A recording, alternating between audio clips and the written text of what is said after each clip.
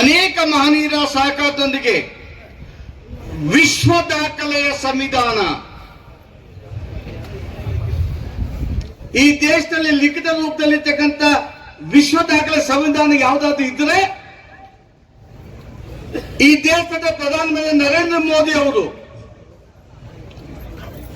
ಈ ದೇಶದ ಪವಿತ್ರ ಗ್ರಂಥ ಅಂತಿರುವ ಸಂವಿಧಾನ ಒಪ್ಕೊಂಡಂತ ಈ ದೇಶದ ಪ್ರಧಾನಿ ನರೇಂದ್ರ ಮೋದಿ ಅವರ ಆಶಯಗಳನ್ನ ಈ ದಿನ KGF ನಲ್ಲಿ ಸಂವಿಧಾನ ಜಾಗೃತಿಯ ಬೀಬೆ ನಡೆಯುವ ಮುಖಾಂತರ ಕಾರ್ಯಕ್ರಮ ನಡೆಸ್ತಾ ಇರ್ತಕ್ಕಂಥ ಈ ಭಾಗದ ಎಲ್ಲ ಚುನಾಯಿತ ಸದಸ್ಯರಿಗೆ ವಿಶೇಷವಾಗಿ ಈ ಕಾರ್ಯಕ್ರಮದಲ್ಲಿ ಉಪಸ್ಥಿತಿ ಇದ್ದು ದೇಶದ ಸಂವಿಧಾನ ಯಾರು ದಬ್ಬಾಳಿಕೆಯನ್ನು ಮಾಡಿದರು, ಯಾರು ಅತ್ಯಾಚಾರವನ್ನು ಮಾಡಿದರು, ಸಂವಿಧಾನವನ್ನ ಯಾರು ದಿಕ್ಕನ್ನ ತಪ್ಪಿಸಿದ್ರು, ಈ ಮನನ ಮಾಡಲಿಕ್ಕೆ ಉಪಸ್ಥಿತಕ್ಕಂಥ ಎಲ್ಲ ಮಹನೀಯರಿಗೆ ವಿಶೇಷವಾದ ಅಭಿನಂದನೆ ಸಲ್ಲಿಸ್ತೇನೆ. ಈ ಕಾರ್ಯಕ್ರಮದ ವೇದಿಕೆ ಅಧ್ಯಕ್ಷರಾಗಿರ್ತಕ್ಕಂಥ ಈ ಭಾಗದ ಮಾಜಿ ಲೋಕಸಭಾ ಸದಸ್ಯರಂತ ಮುನ್ಸ್ವಾಮಿರವರು, ದತ್ತಾಸಿಂಹ ಅವರು ಮಾಜಿ ಲೋಕಸಭಾ ಸದಸ್ಯ ಉಪಸ್ಥಿತರಿದ್ದಾರೆ, ಮಾಜಿ ಮಂತ್ರಿಗಳಂತ ವತ್ತೂರು ಪ್ರಕಾಶ್ ಅವರಿದ್ದಾರೆ, ಬಿಜೆಪಿ ಕಾರ್ಯಕರ್ತರ ಬಗ್ಗೆ ವಿಶ್ವಾಸ ಇಟ್ಟಿದ್ದಾರೆ. ಬಿಜೆಪಿ ಕಾರ್ಯಕರ್ತರ ಚುನಾಯಿತ ಸದಸ್ಯರೇ ಆದರೆ ಕ್ಷೇತ್ರದ ಅಭಿವೃದ್ಧಿಗೆ, ಸಮಾಜದ ಪರಿವರ್ತನೆಗೆ ಪರಿಶ್ರಮ ಆಗ್ತದೆ ವಿಶ್ವಾಸ ಇಟ್ಟಿರ್ತಕ್ಕಂಥ ತಮ್ಮ ಆಶೀರ್ವಾದದಿಂದ ಅನೇಕ ಮಹನೀಯರು ವೇದಿಕೆಯಲ್ಲಿ ಇದ್ದಾರೆ. ಏನಪ್ಪ ಕಾಂಗ್ರೆಸ್ ಸರ್ಕಾರ ಕರ್ನಾಟಕ ರಾಜ್ಯದಲ್ಲಿ ಅಧಿಕಾರಕ್ಕೆ ಬಂದ ಮೇಲೆ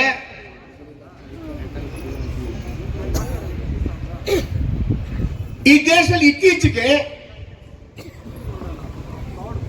ಈ ದೇಶದ ವಿರೋಧ ಪಕ್ಷದ ನಾಯಕ ರಾಹುಲ್ ಗಾಂಧಿ, ಈ ರಾಜ್ಯದ ಮುಖ್ಯಮಂತ್ರಿ, ಈ ರಾಜ್ಯದ ಸಮಾಜ ಕಲ್ಯಾಣ ಸಚಿವ ಸಂವಿಧಾನವನ್ನು ರಕ್ಷಣೆ ಮಾಡಬೇಕು, ಸಂವಿಧಾನದ ಪೀಠಿಕೆಯನ್ನು ಓದಬೇಕು, ಸಂವಿಧಾನದ ಪೀಠಿಕೆಯ ಬಗ್ಗೆ ವಿದ್ಯಾರ್ಥಿಗಳಲ್ಲಿ ಜಾಗೃತಿಯನ್ನು ಮೂಡಿಸಬೇಕು, ಕೋಟ್ಯಾಂತರ ರೂಪಾಯಿ ವೆಚ್ಚವನ್ನು ಮಾಡಿದ್ರು ಸಂವಿಧಾನದ ಪೀಠಿಕೆ ಪುಸ್ತಕವನ್ನ ಎಡಗೈಯಲ್ಲಿ ಇಟ್ಕೊಂಡೇ ಓಡಾಡಿದ್ರು ರಾಹುಲ್ ಗಾಂಧಿ ಅವರು ಅಲ್ವಾ? ಸಂಪಿಂಗಿರೋರೆ ನಮ್ಮ ನಾಯಕರ ಎಡಗೈಯಲ್ಲಿ ಇಟ್ಕೊಂಡೆ ಸಂವಿಧಾನದ ಬಗ್ಗೆ, ಸಂವಿಧಾನ ರಕ್ಷಕ ನಾವೇ. ಯಾಕೆ ನಾವೇ ಅಂತ ಹೇಳಿದ್ರೆ, ನಾವು 55 ವರ್ಷಗಳ ಕಾಂಗ್ರೆಸ್ ಆಡಳಿತದಲ್ಲಿ ಡಾಕ್ಟರ್ BR ಅಂಬೇಡ್ಕರ್ ಆಶಯ 10 ವರ್ಷಗಳಲ್ಲಿ ಈ ದೇಶದ ಶೋಷಿತರಿಗೆ ಈ ದೇಶದ ಸಂಪತ್ತನ್ನು ಹಂಚಬೇಕು, ವರ್ಗಭೇದ ಇರಬಾರ್ದಂತೇಳಿ ಡಾಕ್ಟರ್ BR ಅಂಬೇಡ್ಕರ್ ಆಶಯಗಳನ್ನ ಜಾರಿ ಮಾಡಕ್ಕೂ ಆಗ್ಲಿಲ್ಲ, ಅಭಿವೃದ್ಧಿ ಮಾಡಕ್ಕಾಗ್ಲಿಲ್ಲ. ಅದಕ್ಕೆ ಸಂವಿಧಾನದ ಪೀಠದ ಜಪ ಮಾಡ್ತಾ ಇದ್ದಾರೆ ರಾಹುಲ್ ಗಾಂಧಿ ಅವರು. ಮುನ್ಸ್ವಾಮಿರವರೇ, ದಿಕ್ ತಪ್ಪಿಸ್ಬೇಕಲ್ಲ.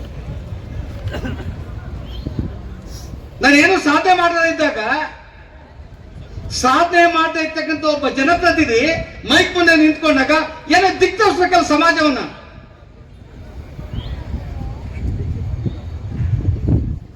ಡಾಕ್ಟರ್ BR ಅಂಬೇಡ್ಕರ್ ಅವರಿಗೆ ಸಂಸತ್ತನ್ನು ಪ್ರವೇಶ ಮಾಡಕ್ಕೆ ಯಾಕೆ ಬಿಡಲಿಲ್ಲ? ಎಷ್ಟು ಸಾರಿ ಕಾಂಗ್ರೆಸ್ ಸೋಲಿಸಿದ್ರು. ಡಾಕ್ಟರ್ BR ಅಂಬೇಡ್ಕರ್ ಅವರು ವಿಶ್ವ ಮೆಚ್ಚುವ ರೀತಿಯಲ್ಲಿ ಸಂವಿಧಾನ ಕೊಟ್ಟಾದ್ರೂ ಸಹ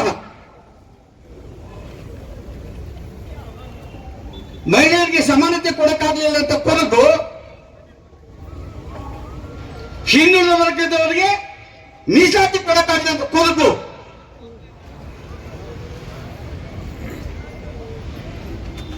ಈ ದೇಶದ ಕಾನೂನು ಸಚಿವರಾಗಿ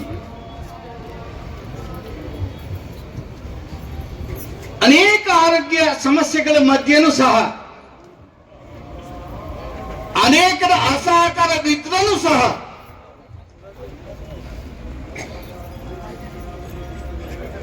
ಈ ದೇಶದ ಎಲ್ಲ ಪ್ರಾಂತ್ಯಗಳ ಎಲ್ಲ ವರ್ಗಗಳ ಎಲ್ಲ ರಾಜ್ಯಗಳಿಗೆ ಅವಶ್ಯ ಎಲ್ಲ ಸಮುದಾಯಗಳಿಗೆ ಈ ದೇಶದ ಸಂಪತ್ತು ಈ ದೇಶದ ಕಾನೂನು ಸಾರ್ವಭೌಮತ್ವ ಸ್ವಾಭಿಮಾನ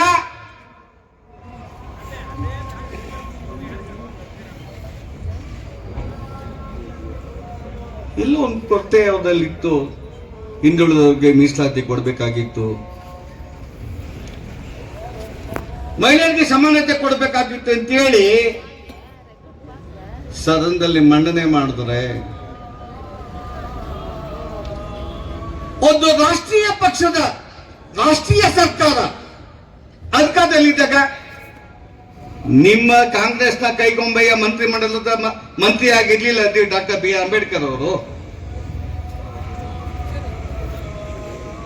ಒಂದು ರಾಷ್ಟ್ರೀಯ ಸರ್ಕಾರದಲ್ಲಿ ಮಂತ್ರಿ ಆಗಿದ್ದು ನೀವು ಸಹಕಾರ ಕೊಡೋದಿಲ್ಲ, ರಾಜೀನಾಮೆ ಕೊಟ್ಟು ಹೋಗ್ರಿ.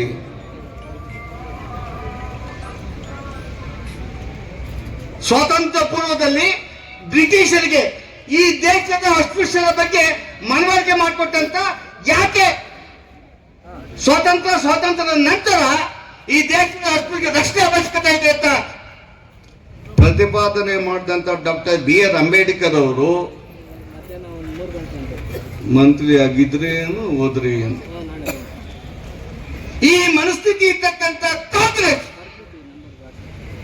ಇವತ್ತು ದೇಶಗಳ ಇಡೀ ದೇಶದಲ್ಲಿ ದಲಿತರ ಓಟ್ಗಾಗಿ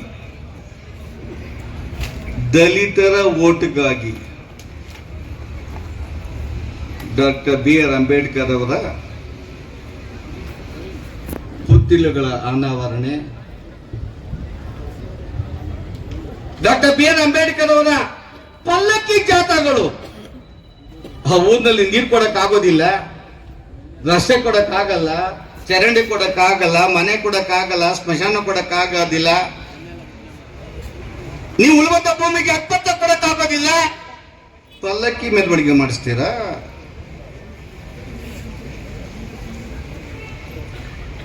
ಪಲ್ಲಕ್ಕಿ ಮೆರವಣಿಗೆಯಿಂದ ಈ ದೇಶದ ರಾಜ್ಯದ ದಲಿತರ ಸಮಸ್ಯೆಗಳಿಗೆ ಪರಿಹಾರನ? ತಮ್ಮ ಪ್ರಶ್ನೆ ಮಾಡ್ತೀನಿ, ಮಾಧ್ಯಮದವರು ಇಲ್ಲೇ ಇದ್ದಾರೆ. ಈ ರಾಜ್ಯದಲ್ಲಿ 13 ವರ್ಷಗಳಿಂದ ಈ ರಾಜ್ಯದ ದಲಿತರು ಇರ್ಬೋದು, ಹಿಂದುಳಿದವರು ಇರ್ಬೋದು, ಯಾರು ವಸತಿ ಹೀನರಿದ್ದಾರೆ, ಒಂದು ಅಕ್ಪತ್ತ ಕೊಡಕ್ಕಾಗ್ಲಿಲ್ಲ, ಒಂದು ಸೈಟ್ ಕೊಡಕ್ಕಾಗ್ಲಿಲ್ಲ.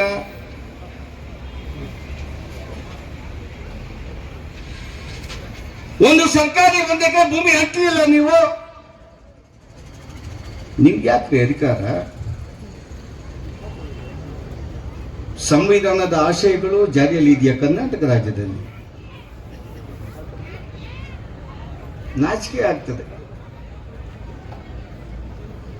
ಪ್ರತಾಪ್ ಸಿಂಹ ಅವರೇ, ಕಾಂಗ್ರೆಸ್ ಸರ್ಕಾರಕ್ಕೆ ಈ ರಾಜ್ಯದ ಡಾಕ್ಟರ್ ಬಿ ಆರ್ ಅಂಬೇಡ್ಕರ್ ಅಪೇಕ್ಷೆ ಇತ್ತು, ಸಂಘಟನೆ, ಶಿಕ್ಷಣ, ಹೋರಾಟದ ದಿಕ್ಕನ್ನೇ ತಪ್ಪಿಸ್ಬಿಟ್ಟು. ಅಲ್ಲ, ಈ ರಾಜ್ಯದಲ್ಲಿ ನಂತರ ಯಾವ ಮುಖ್ಯಮಂತ್ರಿ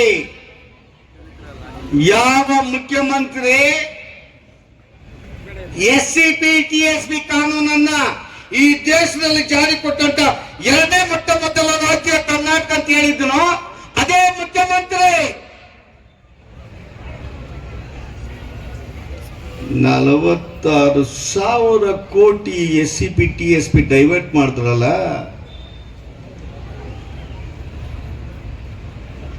ಯಾರು ಕೇಳೋದಿಲ್ಲ ಅಂತನಾ? ಇಲ್ಲ ದಲಿತ ಸಂಘಟನೆಗಳ ಪರ್ಚೇಸ್ ಮಾಡಿಬಿಟ್ಟಿದ್ದೀರಾ? ಅದ ಈ ರಾಜ್ಯದ ದಲಿತರಿಗೆ TSP SCP ಅಂತ ಗೊತ್ತಿಲ್ಲ ಅಂತಾನ?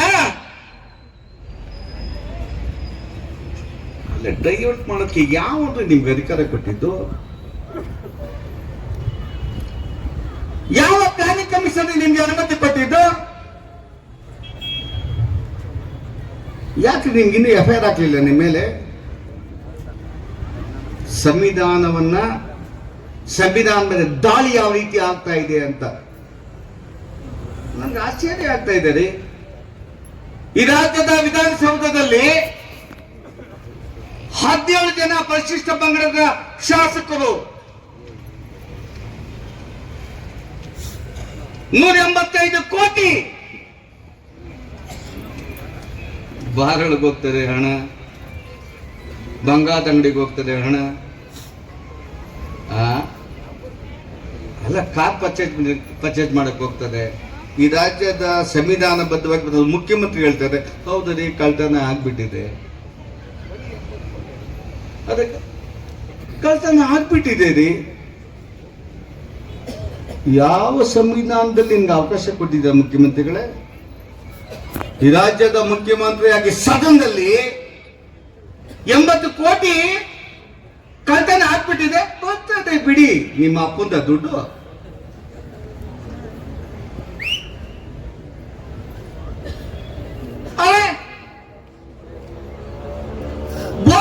ಭ್ರಷ್ಟಾಚಾರ ನೆನ್ನೆ ಕೇಳ್ತಾ ಇದ್ದೆ ಪೇಪರಲ್ಲಿ, ಮುನ್ಸ್ವಾಮಿ ಅವರೇ, ಸಂಪಂಗಿ ಅವರೇ, ಅದ್ಯಾಕೆ ನೀವು ಮಾತಾಡಲಿಲ್ಲ, ಹೋರಾಟ ಮಾಡಲಿಲ್ಲ, ಧರಣಿ ಕೂತಿಲ್ಲ? ಅಂಬೇಡ್ಕರ್ ನಿಗಮದಲ್ಲಿ ಅಲ್ಲಿ ಭ್ರಷ್ಟಾಚಾರ. ಅಲ್ಲ, ಹೋರಾಟ ಮಾಡೋದಲ್ಲ, ನಮ್ಮನ್ನ ಏನ್ ಅನ್ಕೊಂಡ್ಬಿಟ್ಟಿದೆ ಅಂತ ಹೇಳಿದ್ರೆ, 180 ಕೋಟಿ ತಿನ್ನಕ್ ಮಾತಾಡ್ಲಿಲ್ಲ, ಇವನ್ನ ಒಂದು 5 ಕೋಟಿ ಮಾತಾಡೋನು.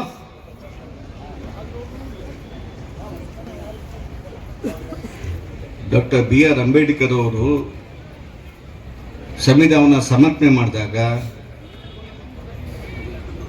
ಈ ದೇಶದ ಶೋಷಿತ ವರ್ಗ, ದಲಿತರಿರ್ಬೋದು, ಹಿಂದುಳಿದಿರ್ಬೋದು, ಸಮಾನತೆ ಮುಖ್ಯವಾಹಿನಿ ತರಲಿಕ್ಕೆ ಸರ್ಕಾರ ಬದ್ಧತೆ ಇರಬೇಕು. ಅದಕ್ಕಾಗಿ ಸಂವಿಧಾನ.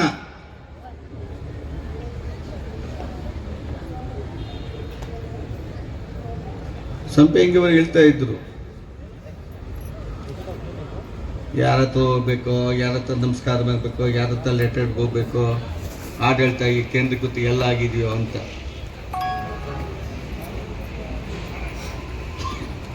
ಬಹುಶಃ ಈ ದೇಶದಲ್ಲಿ ಸಂವಿಧಾನದ ತಿದ್ದುಪಡಿಗಳು, ಅರೆ ನಿಮ್ಗೆ ಯಾವ ನಾಲಿಗೆ ಯಾವಾಗ ಮುಖ ಇಟ್ಕೊಂಡು ಈ ದೇಶದ ಸಂವಿಧಾನವನ್ನು ಎಮರ್ಜೆನ್ಸಿ ಜಾರಿ ಮಾಡಿ ಈ ದೇಶದ ಯಾವುದೇ ಸುಪ್ರೀಂ ಕೋರ್ಟ್ ಪ್ರಧಾನಮಂತ್ರಿಗಳ ವಿರುದ್ಧವಾಗಿ ಒಂದು ಜಡ್ಜ್ಮೆಂಟ್ ನೀಡಬಾರ್ದಂತ ತೀರ್ಮಾನ ಮಾಡಿದ್ರಲ್ವಾ? Article 342ಗೆ amendment ಮಾಡಿದ್ರಲ್ವಾ? ಆವಾಗ ನಿಮ್ ಕಳಿಸಿ ಬಿದ್ದೋಯ್ತೀರಿ ನಿಮ್ ಮುಖ. ಈ ದೇಶದಲ್ಲಿ ಸಂವಿಧಾನ ಜಾರಿಯಲ್ಲಿದೆ, ಸಂವಿಧಾನ ರೀತಿಯ ನಡ್ಕೊಂತಾರೆ ಸರ್ಕಾರಗಳು. ಕಾಲ ಸನ್ನಿಹಿತ ಆಗಿದೆ. ಕಾಂಗ್ರೆಸ್ನವರು ಮಾಡಿದಂತ ದುರಾಡಳಿತ, ದಬ್ಬಾಳಿಕೆ, ಪ್ರತಾಪ್ಸಿಂಹಣ್ಣ ಎಷ್ಟು ರಾಜ್ಯಗಳಲ್ಲಿ ತರುವ ಅಧಿಕಾರ ಈಗ ಸಂವಿಧಾನವನ್ನು ತಿರಸ್ಕಾರ ಮಾಡಿ, ಸಂವಿಧಾನದ ಮೇಲೆ ಅಪಪ್ರಚಾರ ಮಾಡಿ, ಸಂವಿಧಾನದ ಮೇಲೆ ದಬ್ಬಾಳಿಕೆ ಮಾಡಿ ಎಷ್ಟು ರಾಜ್ಯಗಳಲ್ಲಿ ಅಧಿಕಾರದಲ್ಲಿದ್ದಾರೆ ಈಗ ಅವರು? ಕೇವಲ ಮೂರು ನಾಮ. ಇನ್ನು ಮುಂದೆ ಜನ ದಡ್ಡರಲ್ಲ, ಮತದಾರರು ದಡ್ಡರಲ್ಲ. ನೋಡ್ತಾ ಇದ್ದಾರೆ, ಪ್ರಜ್ಞಾವಂತಿದ್ದಾರೆ. ದೇಶಕ್ಕಾಗಿ, ದೇಶದ ಸ್ವಾಭಿಮಾನಕ್ಕಾಗಿ, ರಾಷ್ಟ್ರದ ಅಭಿವೃದ್ಧಿಗಾಗಿ ಆರ್ಥಿಕವಾದ ಸಮರ್ಪವಾದ ವಿಶ್ವದಲ್ಲೇ ಮುಂದೆ ಆರ್ಥಿಕ ರಾಷ್ಟ್ರ ನಿರ್ಮಾಣಕ್ಕಾಗಿ ಮೋದಿಯವರ ಸಂಕಲ್ಪ. ಈ ರಾಜ್ಯದಲ್ಲಿ ಹಾಕೊಂಡು ಭ್ರಷ್ಟಾಚಾರವನ್ನ ಬೆಂಗಳೂರಿನಲ್ಲಿ ಹೋಗ್ಬೇಕ್ರಿ ಒಂದ್ಸಾರಿ ಅಪಾಯಿಂಟ್ಮೆಂಟ್ಗಳ ಜೊತೆಯಲ್ಲಿ ಮುನ್ಸ್ವಾಮಿ ಇನ್ನೂ ಡೆವಲಪ್ ಮಾಡಲಿಲ್ವೇನು? ಡೆವಲಪರ್ಗಳ ಹತ್ರ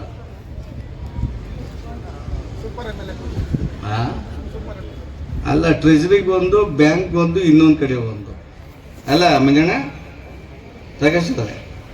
ಎಷ್ಟು ಕಡೆ? ಅದಾದ್ಮೇಲೆ ಮೆಸೇಜ್ ಬಂದ ಮೇಲೆ ಕ್ಲಿಯರೆನ್ಸು. ಸಂವಿಧಾನದ ಬಗ್ಗೆ ಗೌರವ ಇಲ್ಲಿರ್ತಕ್ಕಂಥ ಕಾಂಗ್ರೆಸ್ ಸರ್ಕಾರವನ್ನ, ಕಾಂಗ್ರೆಸ್ ಪಕ್ಷವನ್ನ ಕರ್ನಾಟಕ ರಾಜ್ಯದಲ್ಲಿ ಕಿತ್ತೊಗೆಯುವ ದಿಕ್ಕಿನಲ್ಲಿ ಡಾಕ್ಟರ್ BR ಅಂಬೇಡ್ಕರ್ ಮಾಡ್ತಂತ ಅಪಮಾನ. ಎಷ್ಟು ವರ್ಷ ಬೇಕಾಯ್ತು ರೀ ಡಾಕ್ಟರ್ BR ಅಂಬೇಡ್ಕರ್ ಸೋಸ್ತದವರಿಗೆ ಪದ್ಮಶ್ರೀ. ನಿಮ್ಮ ಯೋಗ್ಯತೆಗೆ ಭಾರತ ರತ್ನವನ್ನ ಡಾಕ್ಟರ್ BR ಅಂಬೇಡ್ಕರ್ ಕೊಡಕ್ಕ ಆಗ್ಲಿಲ್ಲ ರೀ. ನಿಮ್ಗೆ ಯಾವ ನೈತಿಕತೆ ರೀ ನಿಮ್ಗೆ? ಇನ್ನೂ ಬಹಳ ಜನ ನಮ್ಮ ನಾಯಕರು ಮಾತಾಡೋರಿದ್ದಾರೆ. ಡಾಕ್ಟರ್ BR ಅಂಬೇಡ್ಕರ್ ಅವರು ಮತ್ತು ಸಂವಿಧಾನದ ಜಾರಿಯ ಬಗ್ಗೆ ರಾಷ್ಟ್ರದಲ್ಲಿ, ರಾಜ್ಯದಲ್ಲಿ ಅನೇಕ ಇಲಾಖೆಗಳಲ್ಲಿ ವಿಶೇಷವಾಗಿದ್ದ ಸನ್ಮಾನ್ಯ ಡಾಕ್ಟರ್ ಮಾದೇವಪ್ಪ ಅವರು